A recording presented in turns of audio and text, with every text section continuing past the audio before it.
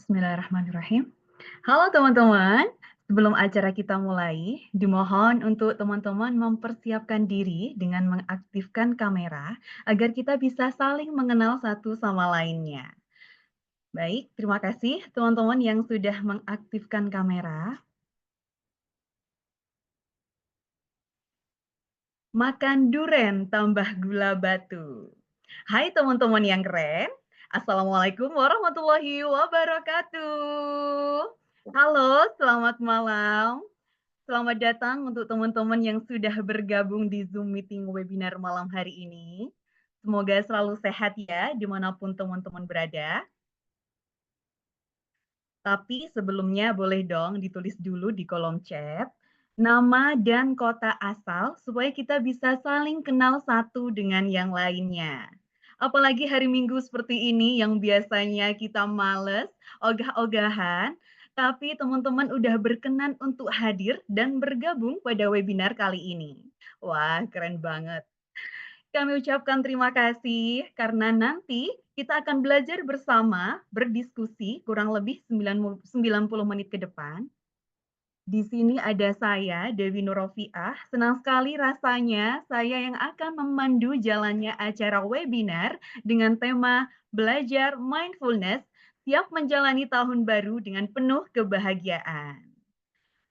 Malam hari ini, marilah sama-sama kita ungkapkan syukur atas segala karunia Tuhan Yang Maha Esa, karena berkat rahmat dan anugerahnya kita semua bisa hadir dalam keadaan sehat di acara yang luar biasa. Oke, di malam spesial ini kita akan belajar tentang mindfulness. Kenapa ini penting dibahas? Karena setiap orang pasti punya kecemasan, ketakutan, atau bahkan belum move on terhadap masalah yang ada di tahun 2024 ini. Nah, dengan kita paham konsep mindfulness, kita akan banyak belajar bagaimana caranya kita bisa sepenuhnya mengontrol kecemasan tersebut menjadi sebuah kebahagiaan yang diharapkan bisa membuat hidup kita penuh dengan kebahagiaan di tahun 2025 nanti. Baik, sebelum kita belajar bareng, kita mau absen dulu nih. Eh, ada Kak Nadia dari Bandung. Halo Kak Nadia. Ada Kak Wendy. Eh, ada siapa lagi nih yang sudah hadir? Hmm, oke. Ada Kak Vina Makassar. Ada Kak Hikmah dari Jakarta Pusat. Halo, bagaimana kabarnya teman-teman? Sehat semua ya?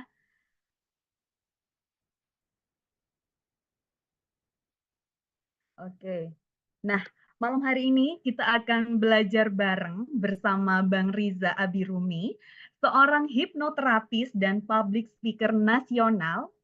Kita perkenalan singkat ya dengan Bang Riza Abirumi. Nah, Bang Riza ini lahir di Jakarta pada tanggal 19 November tahun 1991. Menempuh pendidikan ilmu politik di Universitas Islam Negeri Jakarta dan lulus pada tahun 2015. Beliau memiliki pengalaman lebih dari 10 tahun sebagai seorang public speaker dan trainer. Bang Riza juga seorang pegiat psikologi Islam dan komunikasi, sehingga menerima 3 penghargaan sekaligus di tahun 2018, yakni sebagai motivator, public speaker, dan hipnoterapis di Kahfi BBC Motivator School Jakarta. Wah, tepuk tangan buat Bang Riza. Selain itu, Bang Riza ini juga seorang dosen public speaking di Sekolah Tinggi Ilmu Sosial dan Ilmu Politik Sisipol Raja Haji Kota Tanjung Pinang, Kepulauan Riau pada tahun 2021 dan 2022. Dan Bang Riza juga seorang penulis buku yang berjudul Bagaimana Kalau Kita Ngopi Bareng. Nah, nanti boleh yang minat, kita aja langsung ke Bang Riza, cara ordernya gimana ya. Baik, bagi teman-teman yang ada pertanyaan, boleh tulis di kolom chat agar pada sesi tanya jawab nanti bisa saya bacakan untuk langsung dijawab oleh Bang Riza. Sebelum kita mulai, coba nih saya mau nanya ke teman-teman di sini. Masih adakah teman-teman yang merasa cemas, takut, atau mungkin belum bisa move on dari si dia mungkin? Wah, Kak Nurul, aku. Kayaknya banyak ini ya, mewakili dari teman-teman partisipan. Pasti ada ya. Oke. Siapa nih yang udah siap menerima materi pada malam hari ini? Yang sudah siap boleh tulis di kolom chat, katakan siap. Oke, terima kasih Kak Salsa, siap Kak Tia, Kak Hermila, gas Kak Ati, terima kasih. Makasih jawabannya teman-teman. Karena sepertinya teman-teman udah nggak sabar, langsung saja kita persilakan kepada Bang Riza Abirumi untuk menyampaikan materinya. Silahkan Bang Riza. Baik, terima kasih kepada Kak Dewi. Makasih banget pembukaannya luar biasa. Kita jadi lebih semangat ya buat hari ini ya, Masya Allah. Dan juga hai teman-teman semua, salam kenal. Saya Riza Abirumi. Nama aslinya Riza Abiwinata tadi disebutin ya. Jadi Oke. saya klarifikasi dulu. Jadi kalau nama panggungnya itu Riza Abirumi, tapi kalau nama aslinya Riza Abiwinata. Kenapa namanya Riza Abirumi? Karena anak pertama saya itu namanya Rumi. Jadi bapaknya Rumi. Nah, Oh gitu. teman-teman boleh nanti panggilnya Coach Riza atau boleh juga panggil Coach Rumi. Silakan saja, tapi tolong jangan panggil Abi. Takutnya kalau teman-teman panggil Abi, istri saya marah nanti. Jadi Siap. silakan ya. Nah, juga terima kasih buat Isan Kamil sebagai seorang penggagas dari apa namanya MC ya, tim MC yang luar biasa tentang MC. Adik saya yang cepat banget progresnya, dan tadi juga kita bisa melihat dari moderator kita Kak Dewi yang keren banget nyampein pembukaannya gitu, bikin kita jadi lebih semangat lagi. Terima Pokoknya kasih makasih banget. Kak. Dan harapannya semoga kita semua hari ini bisa mendapatkan manfaat, bisa mendapatkan satu Amin. informasi yang baru, dan tentunya karena beberapa hari lagi kita berganti tahun, tentu kita pengen banget tahun depan ini menjadi tahun yang lebih baik daripada tahun yang sebelumnya. Kayak gitu ya. Jadi saya Riza Abiwinata alias Riza Abirumi. Saya minta izin sama teman-teman semua supaya kita bisa berbagi hari ini sesuatu yang insya Allah bermanfaat dan insya Allah bisa kita praktekin dengan mudah sehingga tahun depan kita bisa minimal meningkat kebahagiaannya dari tahun yang sekarang. Kira-kira kayak gitu. Ini kalau misalnya diizinkan Oke. langsung mulai, karena ada pepatah yang mengatakan tak kenal maka Tak apa teman-teman? sayang. Maka tak sayang ya. Kalau Tak sama kenal Coach maka tak sayang. bener ya. Kalau menurut Coach Riza nih asiknya kalau buat teman-teman yang MC pekerjaannya di depan layar, saya mau bilang bahwa tak kenal maka kenalan. Oh, oke oke. Biar kenal ya. Jadi kita kenalan dulu. Tadi sudah disebutkan beberapa mengenai apa yang saya alami, pekerjaan atau pengalaman saya selama ini. Dan juga Alhamdulillah juga tadi disebutkan buku yang sudah saya tulis. Nanti insya Allah teman-teman boleh cek di IG saya, @riza_biwinata. Nanti ada linknya di situ, silakan aja. Tapi nantilah kalau soal buku kita bahasnya belakangan kali ya. Nah, kita pasti udah pengen banget tahu mengenai mindfulness ini.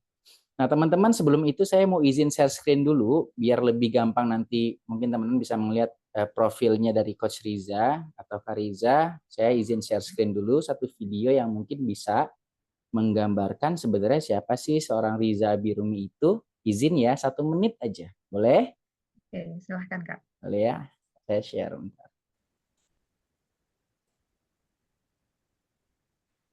Baik, kira-kira ini ada video profile. Teman-teman boleh lihat.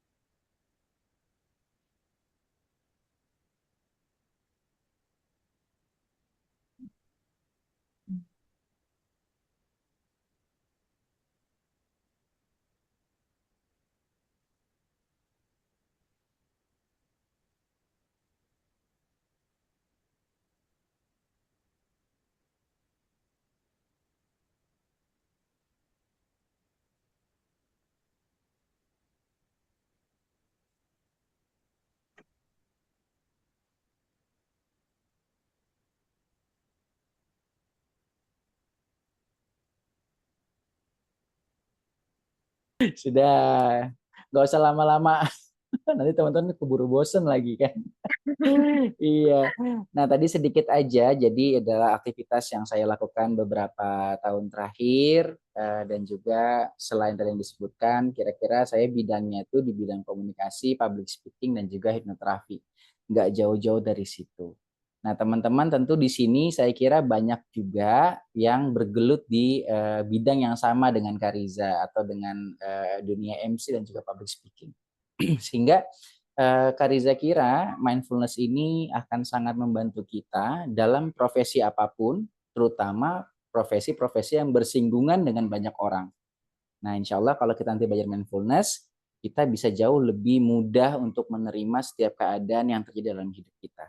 Nah, sebelum jauh nih ke mindfulness, kalau Kak Riza izin bertanya sama teman-teman, boleh angkat tangan di sini yang kira-kira selama tahun 2024 itu mengalami hal yang mengecewakan atau menyedihkan atau hal yang berat banget dari tahun sebelumnya, boleh angkat tangan? Di video boleh? Kelihatan? Alhamdulillah ya, ada beberapa ya. Kak Riza termasuk Ya, yang angkat tangan juga. ya,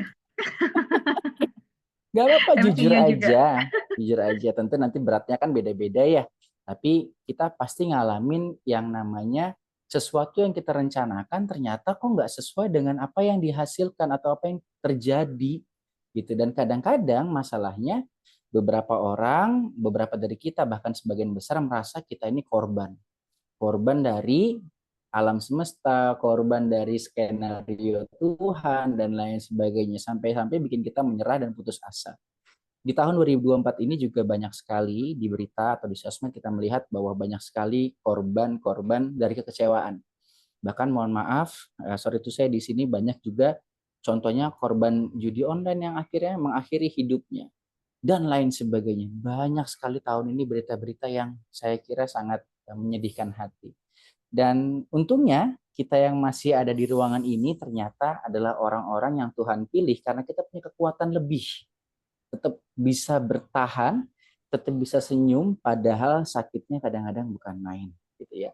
Ada juga di sisi lain mungkin teman-teman yang semuanya sudah tercapai nih. Alhamdulillah rencananya sesuai, kemudian yang terjadi juga sesuai harapan, tapi kok masih ngerasa kayaknya belum tenang nih. Masih ngerasa kok kayak ada yang kurang ya, kok ini nggak cukup dan lain sebagainya.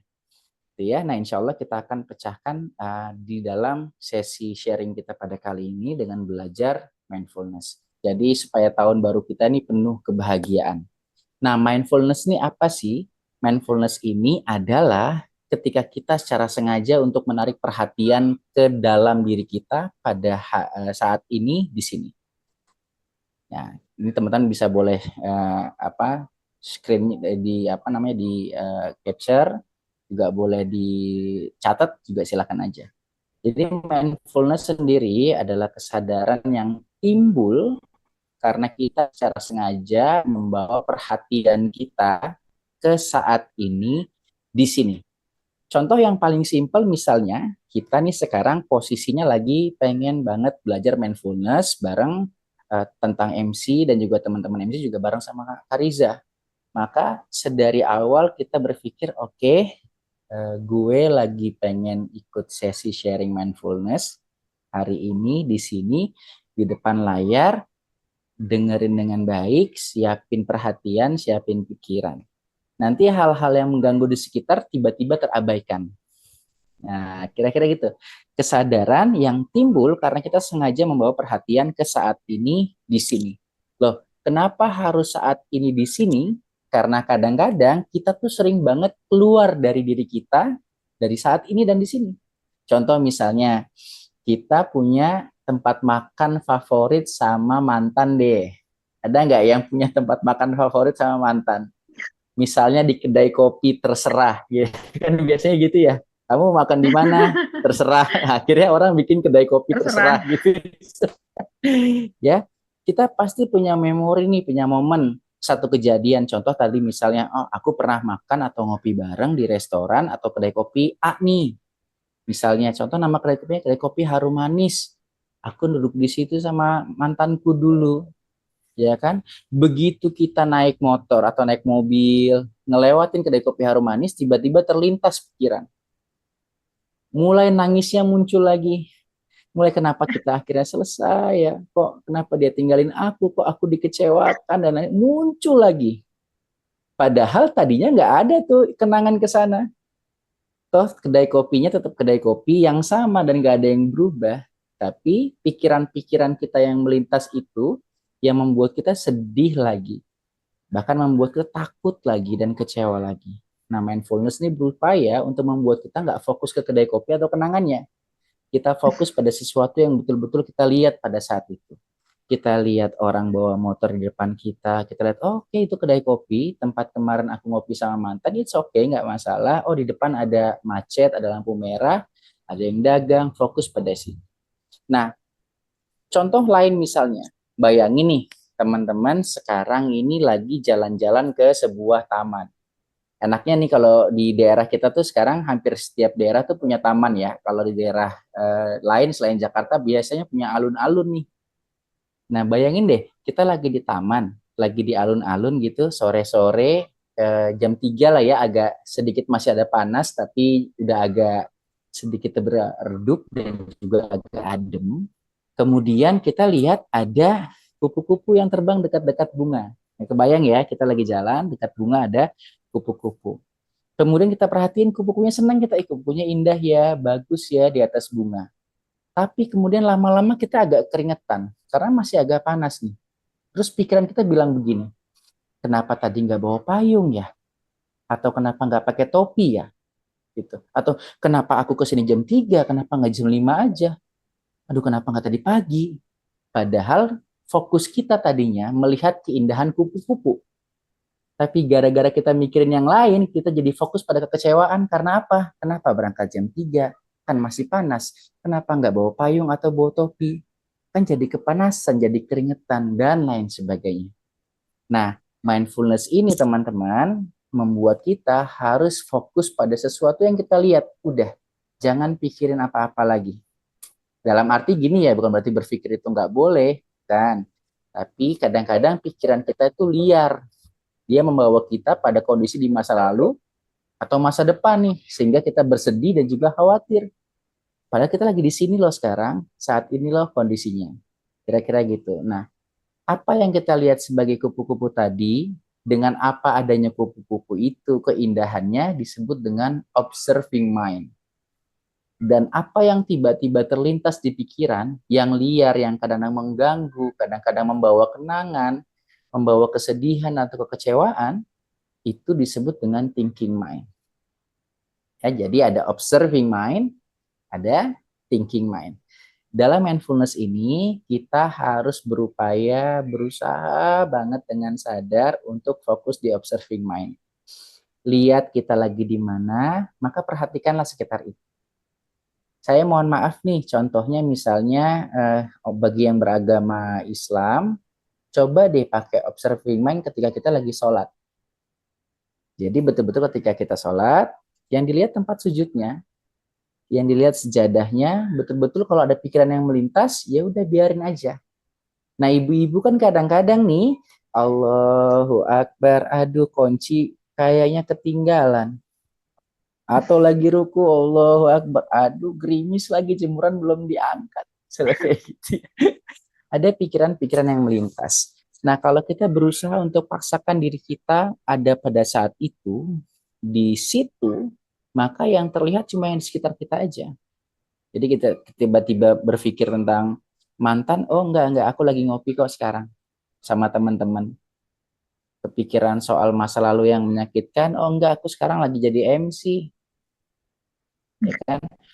Kepikiran dulu waktu MC pertama kali, karena pertama kali banget dulu, terus keluarganya ada yang nyeletuk hal-hal yang buruk, kita sampai kita sakit hati nih. Pas kita lagi MC yang kedua atau ketiga, begitu pikiran itu datang, udah, ya it's okay, lewat-lewat aja. Tapi aku lagi di sini, aku lagi nge-MC, dan aku pengen yang lebih baik. Gitu. Jadi berusaha kita observing mind, lihat sekitar, dan lain sebagainya. coba deh untuk tahap pertama nih dalam mindfulness, kita menghindari dulu thinking mind, supaya pikiran kita nggak liar, tapi fokus pada apa yang kita lihat. Saat ini, di sini, kita lagi melihat layar laptop kita, atau layar handphone kita, kemudian kita sedang mendengarkan, atau kita sedang belajar, maka paksa diri kita, bukan maksa juga sih ya, usahakan diri kita untuk bisa, oke, aku pokoknya lagi belajar, gitu. Pikiran-pikiran yang lain biarkan dia berseliweran tapi tidak perlu terlalu diperhatikan, gitu ya. Nah, ini step pertama teman-teman, fokuslah sama observing mind daripada thinking mind. Kenapa? Thinking mind itu bisa membawa kita pada masa lalu atau masa depan sehingga muncul kesedihan dan juga kekhawatiran. Oke, baik. Selanjutnya adalah yang menarik teman-teman, ternyata pola thinking mind dan observing mind ini dia punya kondisi yang ada yang terhubung dengan sistem limbik, ada yang tidak langsung terhubung. Nah, di dalam otak kita ini ada yang namanya sistem limbik, tempatnya di tengah-tengah. Kalau kita mau bayangin nih, kalau kita genggam tangan kiri kita seperti ini, kemudian kita taruh tangan kanan kita di atas seperti ini, tangan kita di atas. Nah, yang tengah ini namanya sistem limbik, di tengah-tengah otak. Kemudian tangan kita ini namanya prefrontal cortex, yang besar itu yang teman-teman bisa lihat yang mengkerut-kerut. Nah, dan dia punya fungsi. Ada satu fungsi di dalam organ sistem limbik yang namanya amigdala. Nah, amigdala ini dia itu fungsinya merespon ancaman. Jadi kalau ada sesuatu yang mengancam atau mengkhawatirkan, amigdalanya nyala. Duh, harus ngapain nih? Harus ngapain ya? Nah, nyala dia. Nah, kalau kita pakai thinking mind, dia itu ada di prefrontal cortex, tapi di bagian dorsolateral namanya, yang tidak ada sambungan langsung ke amigdala. Sehingga kalau kita khawatir karena sesuatu, merasa terancam, merasa takut, amigdalanya ini nggak akan reda karena nggak ada sambungan langsung. Yang ada malah saking banyak berpikir, membuat kita malah semakin ruwet, semakin ribet. Contoh misalnya ada masalah, ada anak naik sepeda jatuh, anak kita lah misalnya naik sepeda jatuh nih. Kalau mainnya di thinking mind teman-teman, nanti mikir ini kenapa bisa jatuh? Loh kok bisa jatuh di sini? Emang bawa sepedanya kayak gimana? Atau ada yang jangan-jangan melempar sesuatu sampai anak saya jatuh, panjang tuh, membuat urusan semakin ruwet karena kita merasa tertantang kan. Akhirnya apa? Solusinya nggak ada. Lukanya keburu semakin membesar, darahnya semakin banyak. Tapi kalau kita fokus di observing mind, anak kita jatuh, oke dia jatuh, kemudian dia berdarah, oke sekarang kita harus apa ya? Oke bawalah kemana, bawalah ke rumah sakit misalnya, atau sempat-sempat dikompres lukanya dan lain sebagainya. Nah, berarti semakin banyak kita mikirin masalah, ketimbang menerima masalah, semakin banyak kita stres. Ternyata teman-teman, stres itu bukan kondisi orang lagi banyak pikiran. Orang sering bilang, kamu jangan banyak pikiran, nanti stres loh.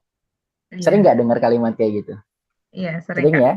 Padahal Iya. stres itu bukan kondisi orang yang banyak pikiran. Karena banyak pikiran tuh bagus-bagus aja kok. Buktinya biasanya orang yang banyak pikiran umurnya panjang-panjang loh. Mohon maaf ya, kalau kita lihat di kampus, dosen-dosen itu betul-betul sampai keriput, terus rambutnya putih, ngajarnya masih keren. Dia berpikir, berpikir, dan berpikir. Ternyata banyak pikiran itu bagus. Lalu apa? Stres. Kondisi ketika dia punya pikiran yang banyak, tapi dia menunda untuk menyelesaikannya. Padahal dia bisa selesaikan saat itu, detik itu, tapi dia tunda. Sehingga apa? Dia menumpuk, nggak ada yang selesai, jadilah dia stres. Nah, jadi kalau kita nggak mau stres, maka setiap kepikiran ide sesuatu, coba eksekusi. Misalnya teman-teman yang MC nih, gimana ya kalau misalnya aku coba di sekitar rumah menawarkan diri bagi mereka yang mau nikah nih. Aku jadi MC harga temen deh. Begitu pikirannya muncul, lakukan. Kalau nggak dilakukan, ditahan, dipendem, ditunggu besok, besoknya lagi, besoknya lagi, besoknya lagi, terus tiba-tiba ada tetangga lain yang MC dengan harga teman, kita marah sendiri. Itu kan ide kita tuh, gitu. Itu kan maunya Iya. aku tuh, gitu. Akhirnya jadi stres sendiri. Kayak gitu ya. Oke, yang perlu diingat adalah coba deh sekarang kita latihan gimana supaya kita tuh kalau ngadepin sesuatu momen, Kalau kita nggak kuat ngelihatnya, kita boleh merem sedikit, terus kalau ada pikiran yang jelek lewat, oke, ini cuma pikiran aja. Kalau marah, oke, ini sebentar aja, nggak akan lama, dan lain sebagainya. Berusahalah untuk menghargai segala sesuatu yang kita lihat atau kita rasakan. Kalau naik motor sendirian, perjalanan jauh, lihat aja, oh ada mobil Kijang lewat, oh ada Avanza lewat, ada tukang ST Solo nih, baru 10 meter, ST Solo lagi nih, saking banyaknya ST Solo ya. Terus kemudian lewat lagi, oh ada mie gacoan, oh gitu, oh ternyata bensin aku masih cukup, udah gitu aja. Pokoknya semua yang kelihatan, syukuri yang itu. Jangan sampai-sampai ada pikiran mikirin mantan lagi, mikirin kekecewaan lagi, itu bilang, aduh sorry, nggak apa-apa, masuk aja pikiran itu, tapi aku lagi jalan pulang. Kayak gitu ya. Termasuk juga kalau lagi MC nih. Kadang-kadang ini loh yang bikin orang menjadi grogi. Karena apa? Ada thinking mind-nya tadi. Dibilang sama panitia, nanti tolong MC-in ya, insya Allah acaranya ini lumayan rame, tapi nggak serame itu juga, paling cuma 50 orang maksimal. Begitu masuk ruangan yang isi 150 orang, aduh, kaget kan? Gimana ngadepinnya? Nah, masalahnya kalau udah grogi, yang semua sudah kita hafal, udah kita konsep, itu bisa tiba-tiba buyar, Blank. Ya. blank. Kondisinya kalau kita bahasa bicara otak ya, dalam dunia hipnoterapi, jadi kita kan punya fungsi otak dua nih, otak kiri sama otak kanan. Di tengah-tengah otak kita itu ada yang namanya reticular activating system. Dia semacam satu buah selaput seperti filter yang bisa menyaring. Nah, kalau kitanya lagi fun, kitanya lagi tenang, lagi enak, itu rasanya kebuka. Sehingga database dari kiri ke kanan tuh gampang keluar masuk. Apa yang kita hafal gampang keluarnya tuh.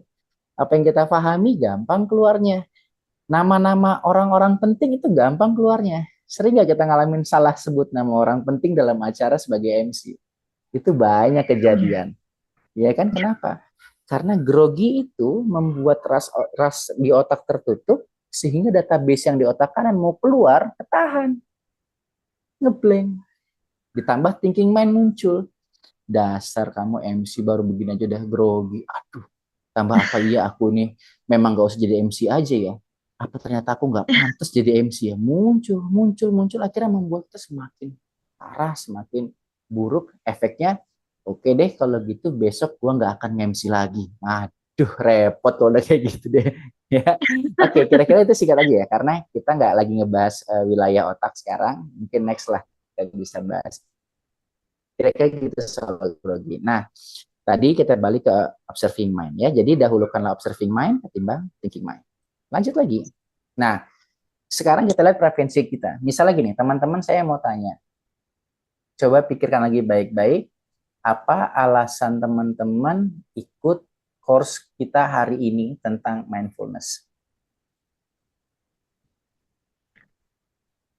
Oke, saya sengaja diam dulu biar kepikiran lagi. Ya.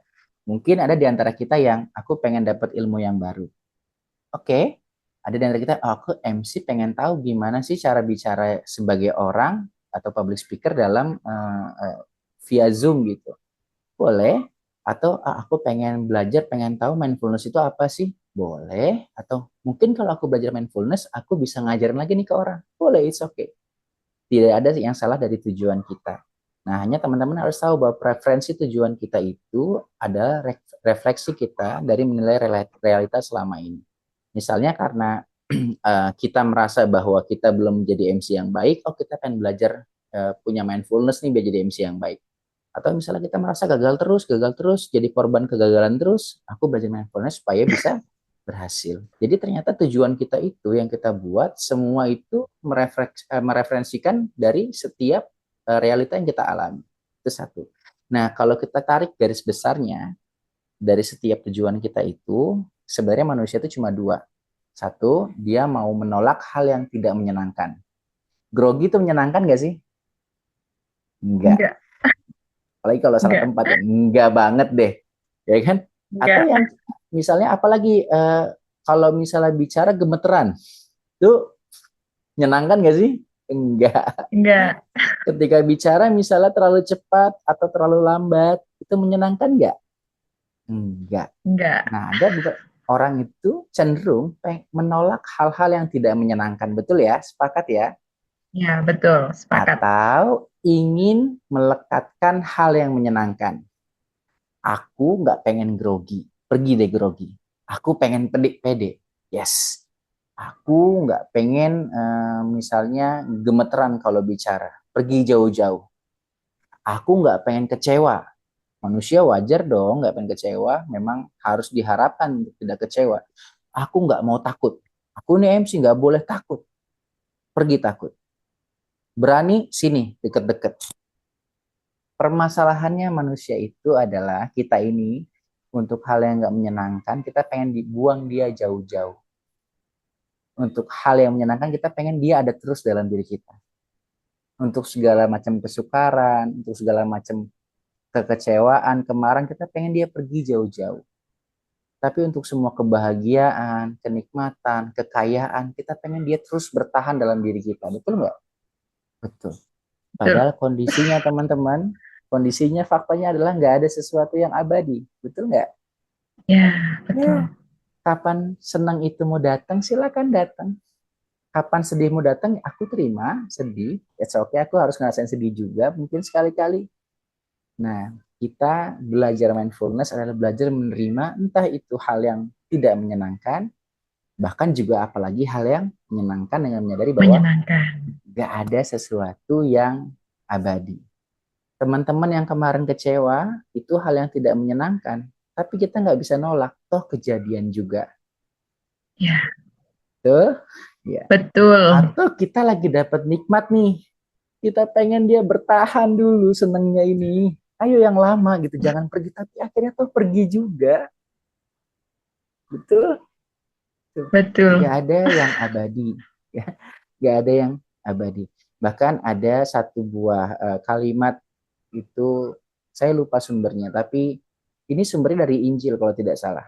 Ya, saya mohon maaf nih, tapi kata-katanya menarik bahwa satu orang raja pernah berkata sumber penderitaan itu adalah ketika kita berupaya memberikan keabadian pada sesuatu yang sementara. Bahagia itu nggak bisa selamanya. Biarkan dia berdiri dalam diri kita sesuai dengan apa yang dia mau. Kesedihan pun nggak akan bertahan lama kok. Dia akan pergi berganti dan lain sebagainya. Ya, jadi kita harus belajar. Nah, teman-teman untuk mempelajari itu ada hal yang penting banget, yaitu tentang dua panah yang menyakitkan. Oke, Menyakitkan. sebelum lanjut, Kariza pengen, boleh nggak kalau teman-teman audiens ini mic-nya di open dulu? Oke, mic-nya ada dibuka ya? Monggo yang mau dibuka atau nggak bisa juga nggak apa-apa. Oke. Nah, Kariza punya satu permainan supaya Kariza mau ngelihat teman-teman masih fokus nih di kuliah kita hari atau course kita hari ini. Oke, udah. Nanti tolong jawab dengan cepat ya. Tolong jawab Oke, dengan Kak. cepat. Pertanyaan Kariza dijawab. Pertanyaan gampang kok. Oke, sebelum mulai di sini ada yang senang banget nggak sama matematika? Boleh nggak? Enggak. Ada yang langsung bilang Saja. enggak, biasa aja. Mayoritas orang nggak suka sama matematika ya. Ya itu nggak apa-apa. Tapi kalau udah nikah jadi ibu rumah tangga, kayaknya makin jago matematika deh. Ya nggak sih? Betul. Iya kan? Karena apalagi kalau beli telur hitungan kilo gitu kan. Kalau sekilo 28 segini-segini nih harganya udah ngerti banget gitu ya. Oke, nggak apa-apa ya. Oke, tapi ini mudah aja. Jadi, oh jadi jago ekonomi Pak. Good. Ya oke, ekonomi butuh matematika ya. Oke, Kariza mau main matematika dulu sedikit aja untuk ngecek fokus kita di sini. Bisa ya? Tolong jawab dengan cepat, jawab Oke. dengan suara yang lantang dan tegas gitu ya. Oke, Kariza dulu nih waktu SMP mewakili sekolah untuk Olimpiade Sains Matematika Nasional. Ya, jadi agak sombong. Wow. Tapi itu SMP udah lama banget dan gagal di tingkat provinsi ya Allah. Ya udah. Oke, sekarang coba jawab dengan cepat. 1 tambah 1. 2.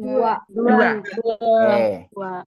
good. Wajar kalau agak delay karena mungkin sinyal dan lain sebagainya dan Sinyal. jarak Oke. ya. Gak apa-apa, it's okay. Yang penting jawab. Ulang lagi deh. 1 tambah 1. 2. 2. 2 tambah 2. 4. 4 tambah 4. 8. 8 tambah 8. 16. 16 tambah 16. 32. 9 tambah 9. 18. 10 tambah 10. 20. 20 tambah 30. 50. 50 kurang 29. 21. 21. Ayo, ada yang 21, ada yang 21. 50 kurang 29 berapa? 21. 21. Oke. Nah, teman-teman coba kita perhatikan baik-baik ya. Ternyata manusia itu lucu ya. Lucunya tuh kenapa sih? Ternyata manusia itu senang banget nambah, tapi kalau disuruh ngurangin susahnya bukan main. Betul nggak? Yuk, nambah Iya, senang betul, nambah, ayo. betul. Tapi kalau disuruh ngurangin, susah banget. Gitu ya. Padahal kan gampang ya. Coba kita ulang lagi nih pertanyaannya. Padahal gampang banget nih. 1 tambah 1, 2. 2 tambah 2, 4. 4 tambah 4, 8. 9 tambah 9, 19. Gampang kan? Betul nggak? Kan tambah 9 18. Oh, 9 tambah 9 harusnya 18 ya? 18. Oh, oke. Ternyata itulah fakta manusia yang kedua. Manusia itu senang banget melihat satu kesalahan orang, tapi lupa sama kebenaran yang pernah dilakukan yang banyak. Padahal Kariza 1 tambah 1 sampai 8 tambah 8 benar semua loh. Tapi yang diingat yang salahnya. Tapi insya Allah di ruangan ini nggak begitu ya. Kita semua orang yang fair, ngelihat kebaikan orang, kita orang yang memaafkan, kita orang yang di luar 2 soal matematika tadi.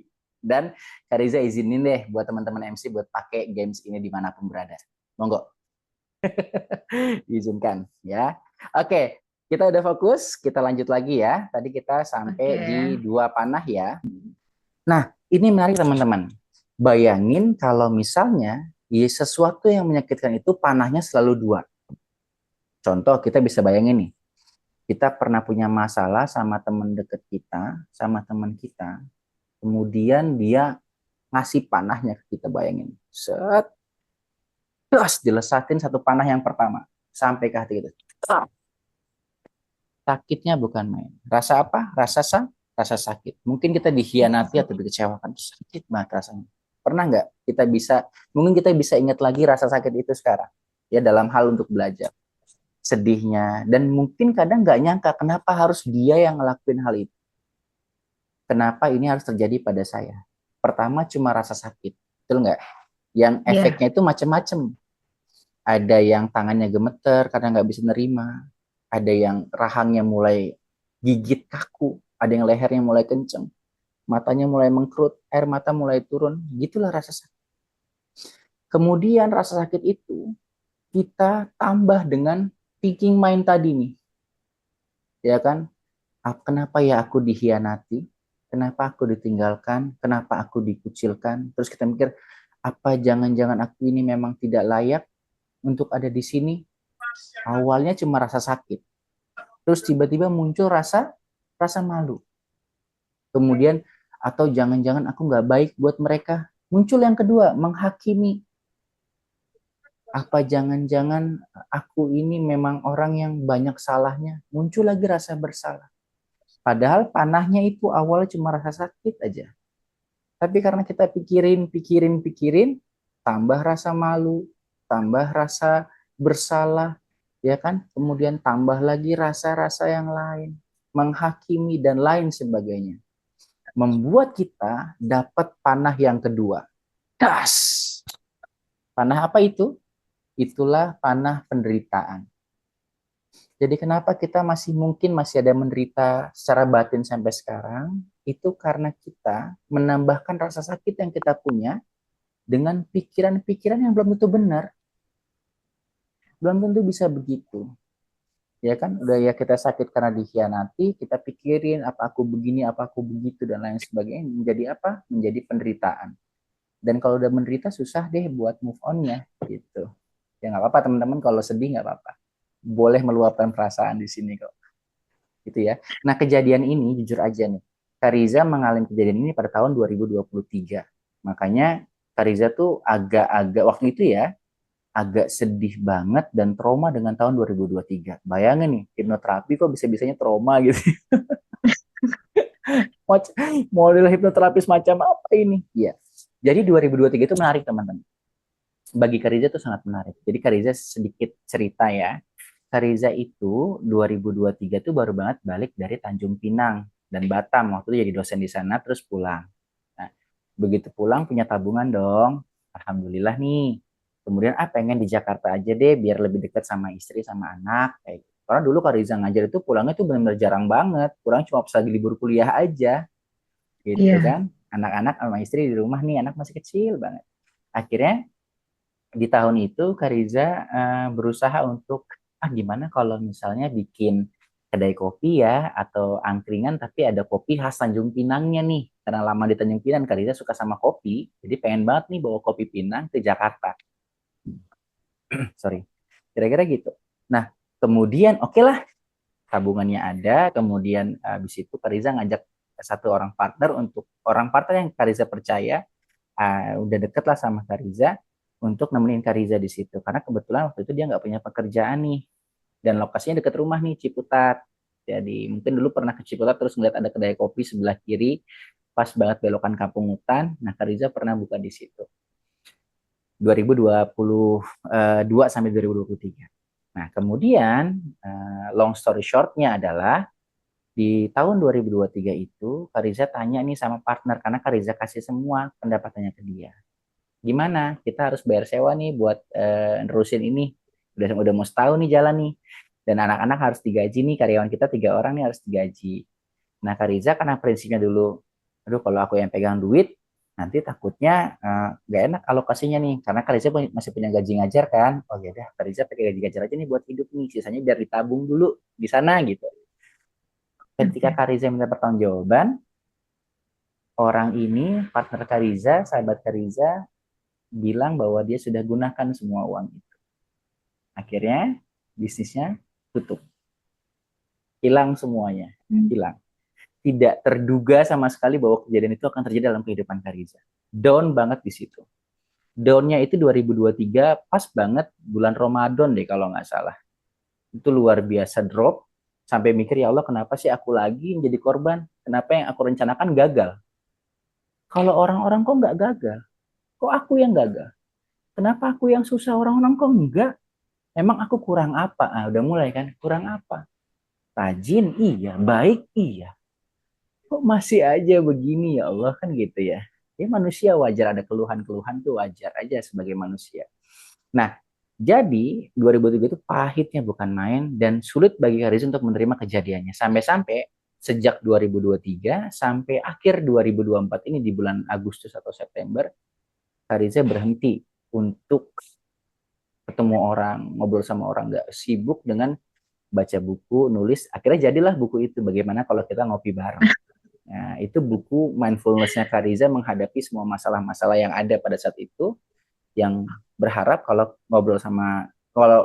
baca buku itu seperti kita lagi ngobrol bareng nih di kedai kopi, santai, bahasa yang santai yang kayak gitu. Sehingga mungkin kalau kita yang punya beban ngerasa lebih ringan deh karena ternyata buku ini isinya berat juga nih kayak gitu-gitu, pahit juga ya kayak gitu-gitu dan lain sebagainya. Oke, kita balik lagi deh ya. Tadi 2 panah yang menyakitkan, bahwa panah pertama, panah apa namanya? Kesedihan, sedih, Panah kesedihan. sakit atau sedih. Pertama tuh sakit, rasa sakit pertama. Dikasih kita panah rasa sakit, entah ditipu, entah dikhianati, entah dikucilkan, entah dianggap lemah, itu rasa sakit aja tuh pertama. Jangan sampai kita tambah dengan panah yang kedua. Apa panahnya? Kita mulai pikirin, mulai thinking mind. Mulai menghakimi diri sendiri, mulai menyalahkan diri sendiri, mulai putus asa, mulai anggap kita nggak bisa, kita nggak layak, buang jauh-jauh. Terima aja sakitnya, oke, ini sakit, ternyata rasanya begini ya, air mata mulai turun nih, mulai nangis, oh ternyata begini rasanya kita dikhianati, oh ternyata begini ya rasanya dikucilkan gitu, terima.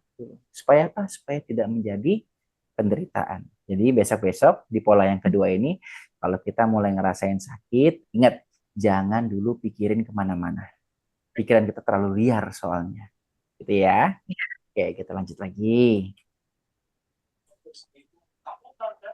Next. Oke. Nah, teman-teman, ini menarik.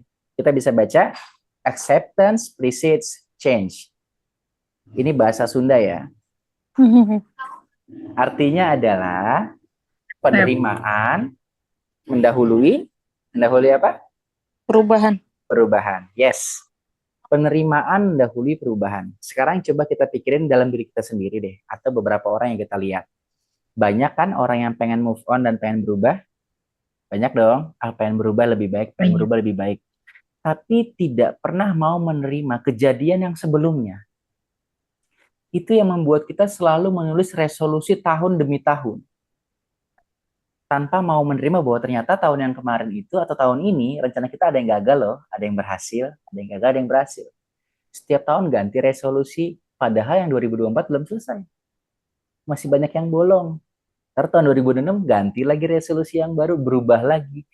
Padahal kita belum menerima nih kegagalan yang kemarin. Gitu. Resolusi, senengnya resolusi terus. Gitu ya. Tapi lupa untuk mensyukuri dan menerima setiap kejadian yang ada dalam hidup kita. Gitu. Nah, jadi dalam konsep mindfulness ini yang paling penting adalah kita harus ingat bahwa penerimaan itu mendahului perubahan. Kalau kita mau berubah lebih baik, maka kita terima dulu sesuai yang kita nggak suka itu. Terima aja dulu. Baru kita bisa berubah. Kita nggak pernah bisa, misalnya gini, ada orang yang, ada orang yang misalnya kena penyakit jantung. Tapi dia nggak terima kalau dia punya penyakit jantung. Dia menganggap dirinya misalnya disantet. Gitu ya. Disantet. Dibawa ke sini, dibawa ke sana, sembuh nggak? Enggak. Kenapa? Karena dia nggak menerima bahwa dia memang punya sakit jantung. Nah, bukan berarti juga kalau iya oke aku sakit jantung, aku harus terima, terus tiba-tiba jantungnya jadi sehat. Iya, nggak gitu juga. Tapi ketika fisik kita, mental kita dibangun dengan penerimaan terhadap setiap takdir yang dikasih oleh Tuhan, itu semakin kita punya potensi untuk mempercepat kesembuhan, mempercepat pemulihan kita. Terima dulu, oke aku sakit jantung, nggak apa-apa, it's oke, aku terima, skenario begini, tinggal aku coba gimana ya upayanya biar nanti bisa lebih baik. Itu terima aja. Kita misalnya dikhianati sama partner bisnis nih, nggak terima dong, orang aku udah ngejaga semuanya kok tiba-tiba dia yang ngambil.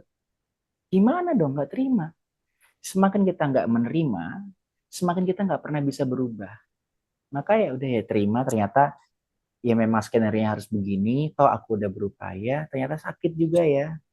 Oh sedih banget ya ternyata ditinggal begini, dikhianati ternyata sedih juga ya. Terima, oke nggak apa-apa deh. 2023 jadi tahun yang luar biasa banget buat pelajaranku. Oke, tinggal besok aku siapin perubahannya apa ya, kayak gitu. Nah, kadang-kadang acceptance ini deket juga dengan istilah sabar. Nah, ibu-ibu nih yang paling punya rasa sabar yang luar biasa nih. Para perempuan ini sabarnya luar biasa. Sedikit Kak Riza mau cerita. Jadi ada satu kitab karya Kak Riza lupa pengarangnya, tapi kitabnya Al-Bidayah wa An-Nihayah. Imam Ibnu Katsir. Ada satu hal yang menarik soal perempuan. Jadi Hawa itu diciptakan oleh Allah dalam keadaan Nabi Adam sedang apa? Tidur. Ketika Nabi Adam tidur, Allah ambil rusuknya, kemudian Allah liputi dengan daging, jadilah dia perempuan. Nah, ini biasanya Kak Riza ngajar ini kalau lagi bahas parenting nih. Tapi nggak apa-apa, bonus-bonus. Nah, begitu dia Adam tertidur, kemudian Allah kasih daging pada rusuknya Adam, Allah ambil, kemudian Allah jadikan Hawa atau perempuan atau Hawa. Nah, pertanyaannya menarik di situ. Kenapa Hawa atau perempuan diciptakan saat Adam sedang tertidur? Karena ketika laki-laki merasakan sakit, dia cenderung membenci. Beda dengan perempuan. Perempuan kalau dia sakit, dia masih bisa memaafkan dan masih bisa mencintai. Itulah yang membuat ibu kita, itulah yang membuat para perempuan itu, walaupun sakit selama 9 bulan, tetap sayang dengan apa yang membuatnya sakit. Kesabaran perempuan itu luar biasa. Jempol 4 sama kaki nih, cuma nggak kelihatan. Perempuan tuh sabarnya luar biasa ya. Jadi salut deh pokoknya sama para perempuan, harus tangguh terus ya. Gitu. Dan masih banyak fakta-fakta yang lain. Tapi kalau misalnya di laki-laki nih, kalau laki-laki sudah dikhianati sekali, selesai bagi dia. Udah, aku udah benci. Makanya kalau ada orang datang ke Kariza, klien-klien gitu, teman-teman, terus bang pengen cerita dong nih gimana caranya nyelesain masalah kayak gitu segala macam. Kebanyakan laki-laki itu kalau sama mantannya tuh benci-benci banget. Kalau perempuan enggak, entah kenapa ya, mungkin fitrahnya begitu dan lain sebagainya. Oke, kira-kira gitu. Ya, yang harus diingat yang ketiga adalah bahwa acceptance precedes change. Bahwa kalau kita mau berubah, kita harus menerima dulu keadaannya. Betul-betul menerima kondisinya, betul-betul kita tahu bahwa yang namanya nikmat, bahagia, senang itu nggak bisa kita pegang selamanya. Dia pasti akan pergi juga. Bahwa setiap kesedihan, kepahitan itu juga nggak akan selamanya. Dia mungkin akan pergi juga. Dan juga ini tidak berarti bahwa kita lagi senang-senang terus mikirin, jangan-jangan besok sedih nih. Nggak juga. Nggak begitu. Polanya nggak begitu. Ini adalah bahwa ya saking skenario emosi itu terus silih berganti. Jadi jangan coba ambil keabadian dari satu emosi karena dia nggak akan pernah abadi. Gitu ya. Acceptance, precedes change. Kalau mau berubah di tahun 2025, terima dulu. Oke, aku ada gagalnya di 2024, aku gagal di sini. Oke, aku sakit hati di sini. Oke, aku sedihnya di sini. Nah, aku terima semuanya ya Allah, aku terima. Emang skenario dalam hidup aku terima. Tarik nafas, mulai lagi, pelan-pelan terima semuanya, baru oke, bersiapin buku, aku pengen bikin rencana yang bisa aku dapetin di 2025. Setelah menerima semua kejadian di 2024. Kayak gitu dulu. Ya, jadi harus menerima dulu. Gitu. Nah, gimana sih sebenarnya caranya kita menerimanya, hampir kita ke akhir ya. Sebelum itu deh, Kak Riza mau sedikit ambil quotes yang menarik yang teman-teman mungkin bisa simpan quotes ini, bahwa apa yang membuat Kak Riza saat itu menerima semua kejadiannya adalah satu buah kalimat yang menarik. Ada pepatah yang mengatakan it takes two to tango. It takes two to tango. Ada yang tahu tango? Menari tango? Tarian tango dari Italia atau Spanyol ya, atau Meksiko ya, satu kultur tango itu tari yang dilakukan oleh dua orang. Jadi kalimatnya dalam bahasa Indonesia begini, it takes two to tango, artinya butuh dua orang untuk menari tango. Dalam setiap momentum hidup kita, entah kita kecewa, entah kita bersedih hati, entah dikhianati dan lain sebagainya, itu perannya nggak cuma satu orang, selalu berdua antara kita dan orang lain. Kalau kita putus sama pacar, itu perannya nggak cuma satu, tapi dua. Jadi dengan pola ini, kalau kita dikhianati atau disakiti, kita berpikir bahwa oh, ternyata bukan cuma dia yang salah loh, atau bukan aku yang salah sepenuhnya loh. Sehingga itu apa? Membuat kita merasa untuk tidak bersalah berlebihan. Sampai membuat kita putus asa dan jatuh dan rapuh. Bahwa dia juga salah. Atau yang kedua, oh ini nggak sepenuhnya salah dia. Aku juga ada salahnya di situ. Misalnya suami istri ini bertengkar karena sesuatu. Ya kan, oh ini nggak salah suamiku sepenuhnya, aku juga ada salah di situ. Kenapa suami makan-makan sama temennya di luar, sementara masakan aku di rumah nggak dimakan? Suami yang salah, kan maunya begitu ya enaknya ya. Enaknya begitu. Oh, apa salahnya? Apa aku di situ ya? Kita mau mikir, oh ada peranku juga. Mungkin selama ini aku nggak pernah nanya suami ya, masakanku enak apa enggak. Atau misalnya kalau suami pulang malam, aku lupa nyediain makan ya, kayak gitu. Ingat lagi, oh ada peran kita juga.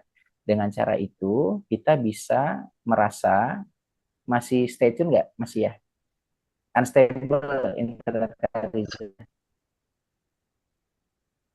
Masih masuk suaranya? Oke, masuk. Masuk ya? Oke, sorry tadi ada unstable internet.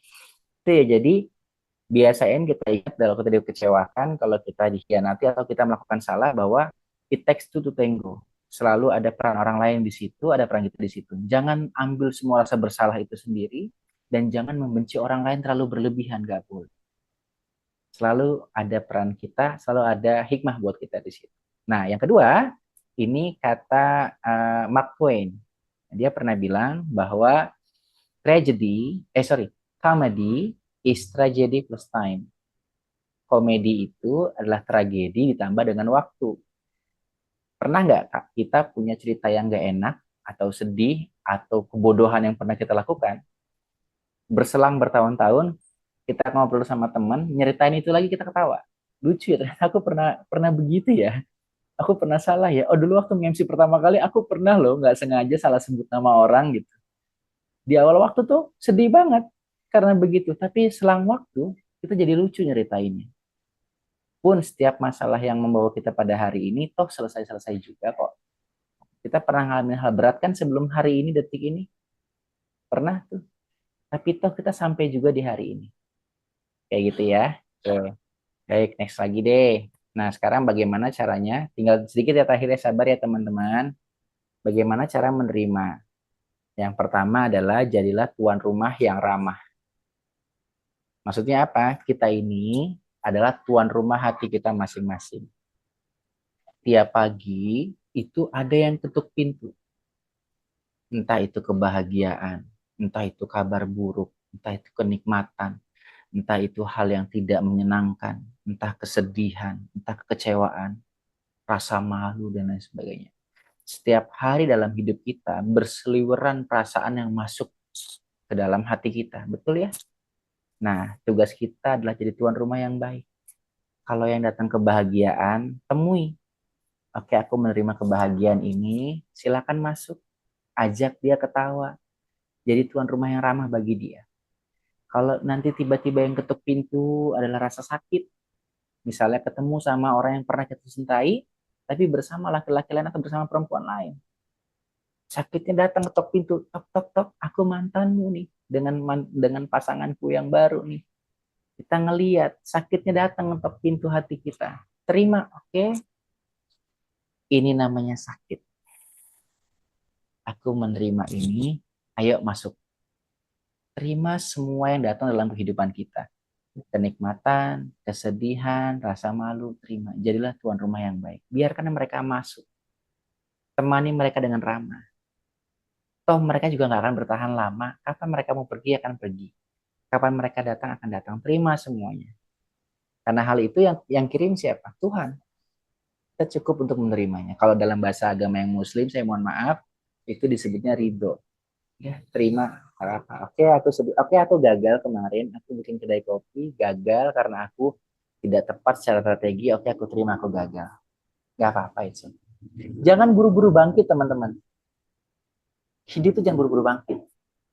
Terima dulu kondisi. Sekarang bayangin nih, kalau misalnya di pundak kita ada masalah sebesar kardus Indomie di sini, wah berat, ya kan? Ada masalah lagi, ada kesedihan masuk datang, tambah berat. Makin banyak di semua sampai numpuk di pundak kita tuh semua masalah, sampai akhirnya masalah kita tuh membuat kita nggak sanggup berdiri dan mulai bertekuk lutut. Jangan buru-buru bangkit. Kenapa? Karena posisi bertekuk lutut itu adalah posisi terbaik untuk kita mulai bersujud. Kalau kita sujud, semua beban yang tadi di pundak jatuh semua menggelinding ke depan. Akhirnya apa? Bangkitnya jadi lebih ringan, jadi lebih enak. Kapan datang masalah, jadi tuan yang rumah yang baik, terima semuanya. Nanti perlahan-lahan kita enak banget bangkitnya. Kalau kita lagi nge-MC, terus dibilang, kamu MC-nya bicaranya nggak bagus lah, vokalnya jelek lah. Jangan bilang, enggak, orang udah belajar kok. Emang dasar ramean aja orangnya, jadi suaranya nggak kedengeran. Emang dasar mic-nya jelek aja. No, jangan nggak menerima. Oke, iya, mohon maaf tadi mungkin aku agak grogi, atau mungkin persiapannya belum matang. Aku terima, makasih banyak nasihatnya. Kalau nerima gitu, besok bangkitnya enak banget. Kayak gitu ya. Nah, terima ini bisa dipakai dalam setiap kehidupan kita dalam profesi apapun. Oke, kita lanjut lagi sedikit. Nah, sekarang caranya adalah gimana sih kita menghadapi perasaan dulu. Oke. Kadang-kadang kita punya perasaan, punya emosi, punya marah, punya senang, punya haru, dan lain sebagainya. Caranya gimana? Ada 4 cara bagi kita itu untuk bisa istilahnya merespon perasaan kita. Contoh misalnya kita lagi marah nih. Apa yang bisa kita lakukan? Ada 4 hal, teman-teman. Yang pertama, tekan perasaan. Contoh gini, kita mau berangkat kerja, waktu udah mepet, ya kan? Terus tiba-tiba misalnya tidak sengaja anak kita nyoret-nyoret motor. Kita tuh marah kan? Ada marah yang bisa kita tekan. Kenapa? Karena kita perlu hal yang lain dulu nih. Atau misalnya kita marah tapi ada mau meeting bentar lagi nih. Mau nge-zoom lagi nih. Aduh, ada Coach Riza mau nge-zoom lagi nih. Posisi lagi marah nih. Bisa kita tekan, tahan dulu. Cara menghadapinya ditekan. Boleh aja. Ya. Yang kedua, cara menghadapi perasaan adalah memberikan nama pada perasaan itu. Contoh, lagi nge-MC, terus grogi. Bilang sama diri kita, oh ini namanya grogi. Misalnya, sebut nama kita ya, misalnya, wahai Dewi Rofiah gitu ya. Dewi Rofiah, ini namanya grogi loh. Wajar kamu grogi. It's okay, nggak apa-apa. Grogi biar masuk aja dulu. It's okay, nggak apa-apa. Tarik nafas lagi, biarin. Oke, nggak apa-apa, aku terima kamu di sini, tapi aku mau nampilin yang terbaik setelah ini. Terima dulu. Jangan dilawan. Semakin kita berusaha melawan, semakin grogi kita. Aduh, grogi lagi nih. Aduh, gimana ya? Aduh. Akhirnya makin ngebleng. Pernah nggak sih kita ngerasain kayak gitu? Ya kan, gara-gara satu momen ngebleng penuh gitu. Jadi usahain dalam setiap kondisi pun terima dulu. Oke, kasih nama aja. Oke, ini Riza, ini namanya rasa sakit loh. Ternyata gini ya rasanya ya. Oke, Riza, ini namanya kecewa loh. Ternyata gini ya rasanya ya. Oke, aku terima semuanya, sip. Setelah ini aku pengen berubah ya. Jadi berusahalah untuk menerima, termasuk grogi. Ada juga orang bilang, kenapa sih kalau aku mau nge-MC tuh deg-degan terus gitu? Deg-deg. Ya kan, atau kok aku takut gitu. Nah, ada orang-orang yang menjawabnya seperti ini. Enggak, kamu nggak boleh deg-degan. Terus Kak Riza nanya, loh, emang ada orang yang nggak deg-degan? Deg-degan itu kan bentuk bahwa jantungnya tuh hidup loh. Deg. Nah, kalau dia nggak Iya, deg-degan betul. lagi, wah bahaya Perlu ini urusan. dipertanyakan. Iya kan? Terima aja kalau kita memang deg-degan, oh kita manusia kok. Gak Iya, apa-apa. betul. Kamu jadi orang jangan takut. Harus berani, jangan takut. Loh, memang ada orang yang hidup nggak punya rasa takut. Kalau kita nggak punya takut, gimana kita berharap? Kita berharap karena kita punya ketakutan. Aku Iya. takut gagal, makanya aku pengen berhasil. Aku takut miskin, makanya aku pengen kaya. Harapan dibangun juga karena ada rasa takut. Nah, kalau Takut. ketakutan, terima. Oke, ini namanya takut. Aku takut ini, takut itu. Tarik nafas, keluarin perlahan. Oke, aku berani ya. Sekarang aku fokus sama harapannya aja ya. Takutnya kamu berdiam diri dulu di sini nggak apa-apa. Tapi aku berharap aku maju ke depan, suara aku bagus, orang suka, orang menerima. Kalaupun ternyata tidak seperti itu, tetap aku akan menerimanya. Tapi orang rasa takut di sini dulu, jangan kemana-mana ya. Saya terima dulu, kayak gitu ya. Dalam berbagai hal, begitu aja. Merem, tarik nafas perlahan, dan biasakan cara terapinya adalah polanya tarik nafasnya itu lebih pendek hitungannya daripada buangnya. Misalnya tarik nafasnya 4 detik nih, 1, 2, 3, 4, buangnya 5. Tarik nafas, 1, 2, 3, 4, buangnya 5. 1, 2, 3, 4, 5, lewat mulut ya. Nah, kalau teman-teman susah tidur nih, ada nggak di sini yang susah tidur atau insomnia? Boleh pakai cara ini juga. Ini untuk bikin kita rileks secara fisik maupun mental. Ya. Jadi kalau biasanya kalau untuk tidur itu nariknya 7, tarik 7, kemudian tahannya 4 detik. Tariknya 7, 1, 2, 3, 4, 5, 6, 7. Oke, kita praktek aja deh, coba deh ya. Efek yang bisa dirasain nih. Nariknya 7 detik, pakai hidung, lewat hidung, ditahan selama 4 detik, dibuangnya 8 detik. Ya, polanya gitu. Oke, sama-sama yuk. Bismillah. Tarik nafas, tahan, buang.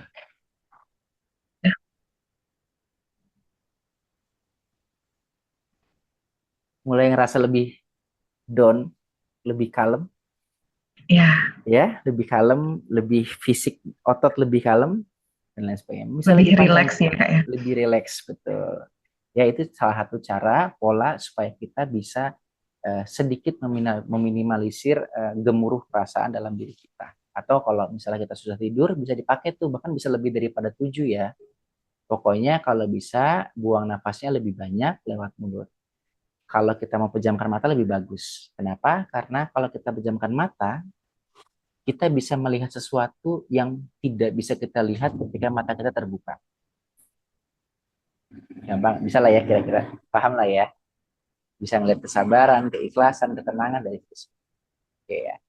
Baik. Nah, teman-teman sedikit tambahan buat jadilah tuan rumah yang ramah. Ini Kak Riza mau sampaikan bahwa ingat bahwa setiap masalah itu kadang-kadang bukan kemauan kita. Kalau kita yang baik secara internal, itu ujiannya eksternal. Aku udah ngelolanya baik nih. Aku udah persiapan bagus, strategi bagus, bicaranya bagus, semuanya sudah bagus. Tapi ada aja ujian dari luar.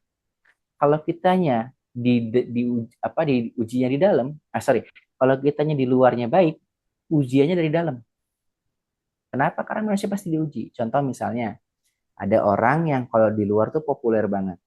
Disukai sama banyak orang, kalau bicara public speaking bagus banget. Entah kenapa ujiannya bukan di luar, tapi di dalam. Ada masalah sama anak sama istri. Kenapa? Di luar. Ada masalah di dalam rumah, seperti itu. Ada orang yang baik di dalam rumah, tapi masalahnya di luar, misalnya.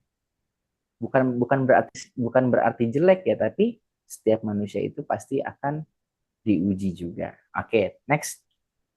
Nah, ini adalah cara gimana kita bisa menghadapi tahun 2025. Cuma 2 aja, nggak banyak-banyak. Cara kita menghadapi 2025 adalah yang pertama, be proaktif. Apa itu be proaktif? Oke. Proaktif itu gampangnya kita ingat lawan katanya. Lawan kata proaktif adalah reaktif atau reaktif. Reaktif itu gini, teman-teman bisa bayangin nih, kalau misalnya ini ada Pertamax, ya. Pertamax ada api. Secara kimia, begitu api dilempar ke Pertamax yang sedikit ya, bukan yang penuh ya. Kalau penuh apinya pasti mati tuh. Yang sedikit gitu, cipratan, disiram seperti itu. Nanti apa efeknya? Dia akan tiba-tiba jadi menyala, terbakar. Reaktif itu namanya. Jadi zat yang dia langsung merespon.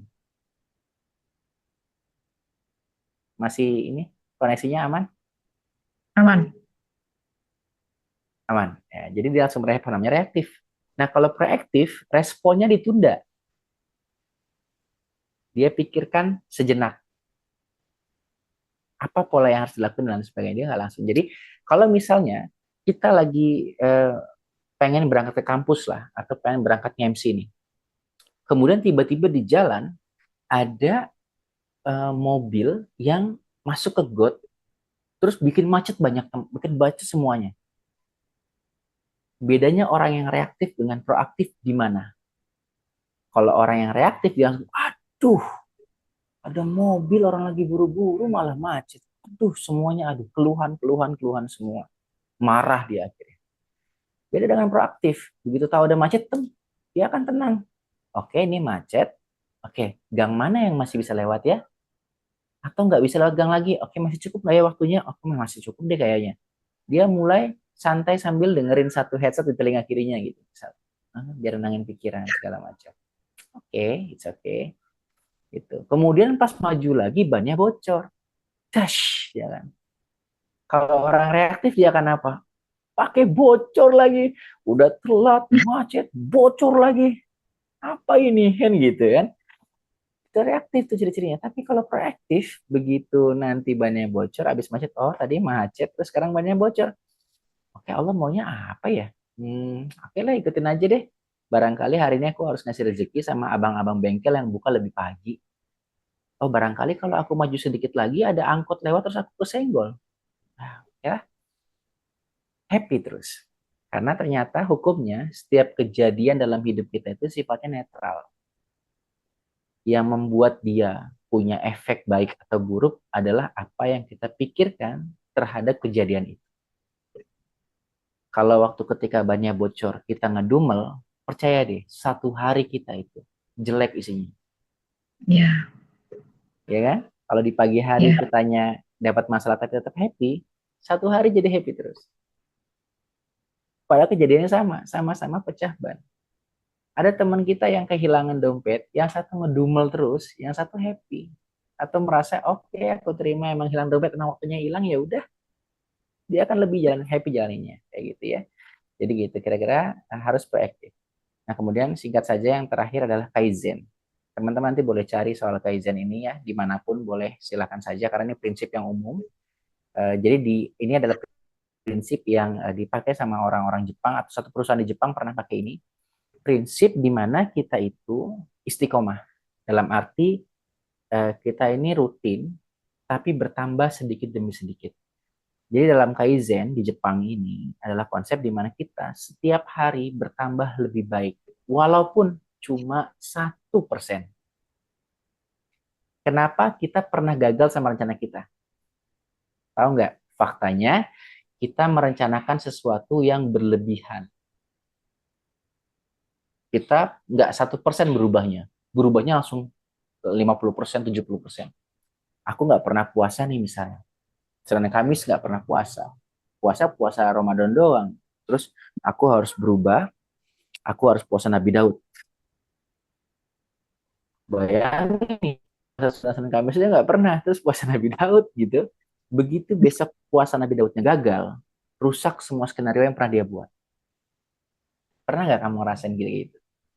Kamu buat satu pola hidup yang baru, perubahan yang baru, begitu dia tidak bisa terjadi atau nggak kita lakukan, semua rencana yang kemarin jadi hilang semua, jadi malas. Yes, karena kita menimpakan beban terlalu besar pada perubahan itu. Perubahan 1% aja, 1%. Kalau misalnya hari ini aku belajar satu halaman buku, Kaizen aja. Oke, besok satu halaman setengah deh. Jangan tiba-tiba aku hari ini satu halaman buku, besok harus 5 halaman nih. Begitu kita nggak sampai di 5 halaman, kita kecewa sama diri sendiri. Akhirnya apa? Membaca buku bukan jadi kebiasaan lagi. Hilang dia. Sabar. Jadi di MC nih, oke, aku udah punya teknik suara yang bagus. Tinggal bicara soal misalnya verbalnya nih, pilihan katanya, kosakatanya harus bagus. Kemudian kan ada vokal juga ya, kenapa nggak vokal lagi atau visual? Jangan ditumpuk semuanya. Besok harus belajar vokal, visual, verbal biar lebih mantep. Enggak, pelan-pelan aja, oke. Kayaknya aku perbaiki vokal dulu deh. Besok sedikit aja. Oke, besok verbal deh, sedikit aja. Itu pelan-pelan, pelan-pelan, biar sampai ya. Jadi harus Kaizen. Baik, sebagai penutup, Kak Riza ulangi bahwa kalau kita mau mendapatkan yang insya Allah bahagia di tahun 2025, maka yang pertama dalam mindfulness prinsipnya adalah jadilah tuan rumah yang ramah. Ingat, siapapun boleh hadir, dia kebaikan, dia kebahagiaan, dia kepahitan, kesedihan, silakan aja masuk. Ayo, masuk sini, nggak apa-apa. Aku tuan rumah yang baik kok, aku siap menerima kalian, dan aku siap berubah ketika aku sudah menerima. Aku orang yang sabar, tapi bukan sabar yang sakit hatinya, enggak. Aku orang sabar yang hatinya damai. Ya, hati-hati nih. Soal sabar, ingat sabar itu bukan kita menahan tapi kita sakit, enggak. Sabar itu kita menahan tapi kitanya damai. Cari cara supaya kita tetap bisa damai. Gitu ya. Nah, kemudian yang kedua, be proaktif. Jadilah orang yang tidak reaktif, tidak apa-apa langsung respon, tidak, tapi orang yang berpikir pelan-pelan dulu, menikmati dulu, menerima dulu, baru kemudian pilihlah pilihan-pilihan yang baik. Proaktif. Kalau mau marah, ya pikirin dulu emang marah itu baik ya, emang penting ya, dan lain sebagainya segala. Oke. Kemudian yang ketiga adalah pakailah prinsip Kaizen. Pokoknya besok naik 1%. Besok lebih baik 1%. Kalau misalnya hari ini aku tidurnya jam 11 malam, besok jam 10.58. It's okay, it's Kaizen. Jangan terlalu memaksakan berlebihan. Kayak gitu ya, pelan-pelan aja, nikmati proses. Baik, kira-kira itu aja tentang materi kita kali ini. Mudah-mudahan bisa menjadi manfaat bagi teman-teman semua, bisa menjadi jalan bagi semua. Dan juga kalau nanti Kariza itu mulai tidak melakukan sesuatu yang Kariza katakan di sini, tolong ingetin, karena ini semua pasti dipertanggungjawabkan. Kayak gitu ya, dan makasih banyak udah ngikutin. Silahkan mau yang mau pakai, yang enggak juga enggak masalah, it's okay. Itu pilihan kamu semua. Iya. Kalau yang mau berubah, ayo menerima dulu. Kira-kira gitu. Semangat buat tahun yang baru. Terima kasih banyak. Assalamualaikum warahmatullahi wabarakatuh. Waalaikumsalam. Waalaikumsalam warahmatullahi wabarakatuh. Wah, bagus sekali yang disampaikan oleh Kak Riza. Nah, ini kita akan buka sesi tanya jawab ya Kak. Kita batasi 3 pertanyaan aja. Ini ada satu pertanyaan yang sudah masuk dari Kak Riana. Kalau misalnya tidak mau memaafkan dengan cara menjauhi saja orang tersebut, mengikhlaskan sudah dikhianati, apakah itu artinya sudah menerima, Kak? Oke, baik. Jadi biar enak dan gak lupa, satu-satu aja ya. Satu dijawab Ya, gitu ya. satu-satu Satu aja, jawab Kak. gitu Ya. Oke. Oke. Ini jadi teman kita siapa tadi namanya? Kak Riana. Kak Riana, oke. Kalau nggak salah nih ya, saya coba tangkap bahwa kalau misalnya kita dikhianati sama orang, terus kayaknya susah banget buat maafin, buat move on, kita jaga jarak aja. Boleh nggak sih kalau kita cuma jaga jarak dan gak dekat lagi sama dia tuh boleh nggak sih? Jawabannya boleh. Boleh, menjaga jarak itu boleh. Gitu. Jadi pertimbangannya adalah sabar dalam menahan itu atau dalam menerima misalnya posisinya kita nggak boleh ngerasain sakit lagi. Jadi menjaga jarak juga pilihan kita, itu hak kita untuk menjaga jarak. Boleh banget atau boleh aja. Tapi ada juga orang yang bisa menerima, memaafkan, terus akrab lagi, baik lagi, dan lain sebagainya. Ada. Tapi itu pilihan kita saja. Gitu. Daripada kita merasa nanti gara-gara ketemu lagi sama dia kita makin sakit dan lain sebagainya, terus gimana? Ya kan? Maka boleh untuk menjaga jarak. Nah, kenapa saya bilang seperti ini? Nabi Muhammad SAW itu dulu dalam kondisi perang, pamannya pernah dibunuh oleh orang Quraisy. Kemudian selang waktu pembunuh pamannya Hamzah itu datang jadi sahabat Nabi. Wahsy. Kata, Wahsy ya, bukan? kata Nabi apa? Kata Nabi adalah, ya kamu nggak apa-apa jadi sahabatku, tapi tolong kalau aku lewat, kamu jangan deket-deket, jangan sampai kelihatan wajahnya, karena aku terkenang dengan itu. Jadi Oh, ya. kalau di posisi yang sekarang itu, ya kamu tetap temen aku gitu. Tapi kalau urusan bisnis ntar dulu ya. Kita ngopi bareng aja nggak apa-apa. Misalnya Kak Reza sama partner kemarin nih, gitu kan? Ya nggak apa-apa. Ayo kita ngopi. Kak Reza selalu nyari dia loh, selalu nyari. Tapi orangnya sudah tidak tahu di mana gitu. Ayo ngopi nggak apa-apa. Ketemu lagi bareng-bareng. Toh itu bisnis. Kita tetap temenan. Cuma besok urusan bisnis ntar dulu. Kalau ngopi, ayo dimanapun boleh. Nah tapi lagi-lagi itu pilihan kita. Nah mindfulness ini bukan untuk membuat kita memilih satu tindakan. Lebih kepada fokusnya adalah berusaha menerima kejadiannya dulu. Perihal tindakan, kita punya pilihan masing-masing. Silahkan pilih.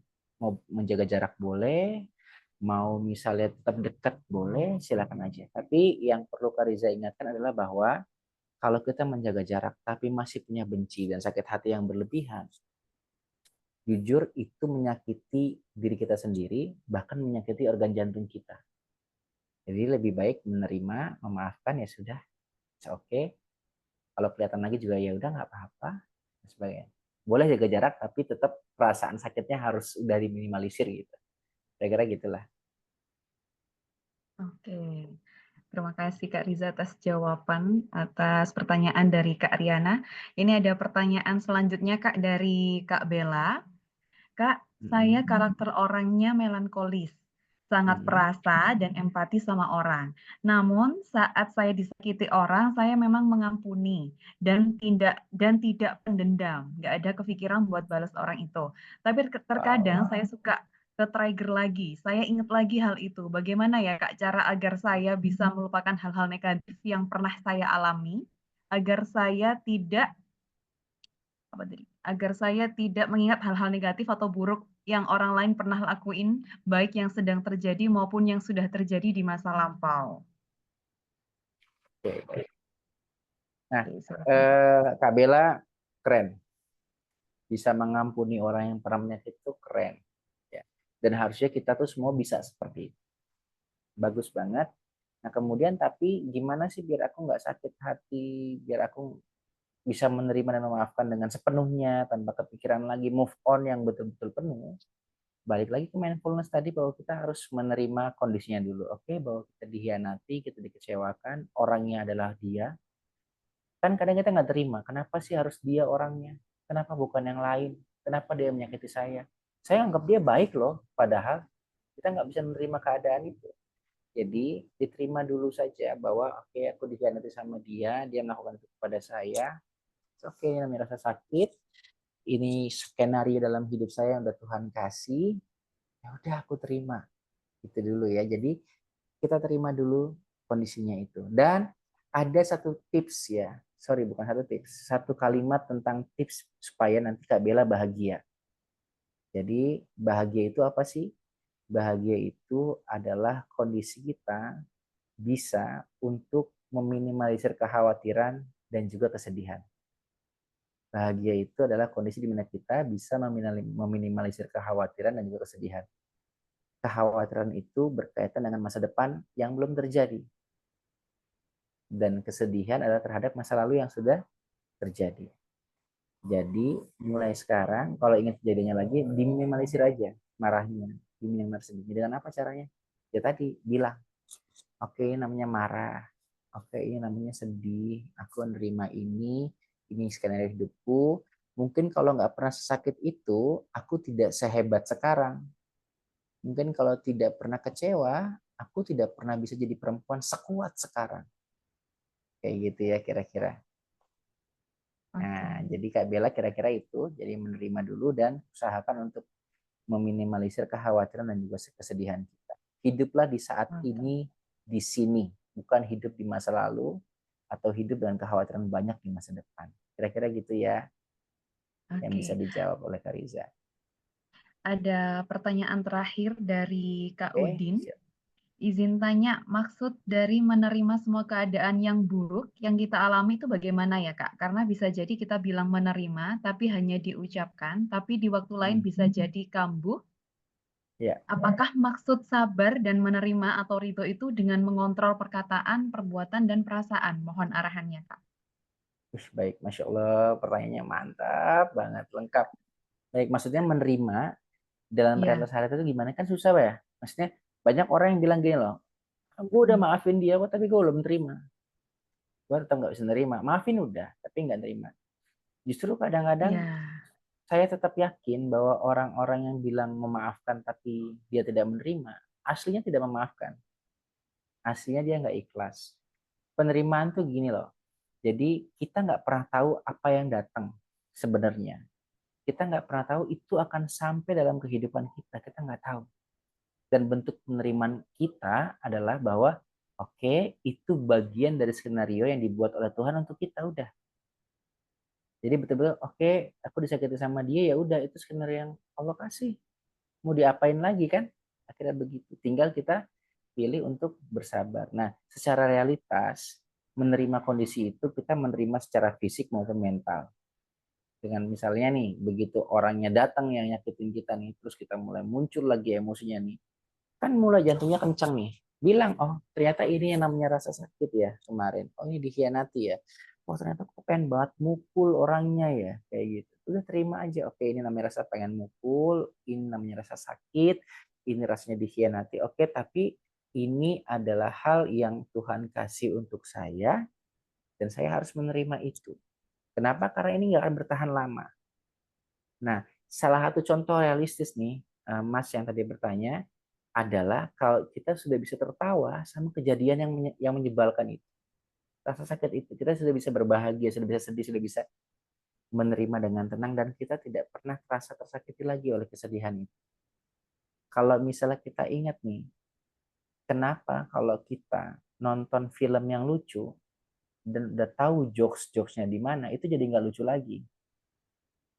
Kalau kita tidak bisa tertawa pada lelucon yang sama, kenapa kita harus bersedih-sedihan terus pada masalah yang sama?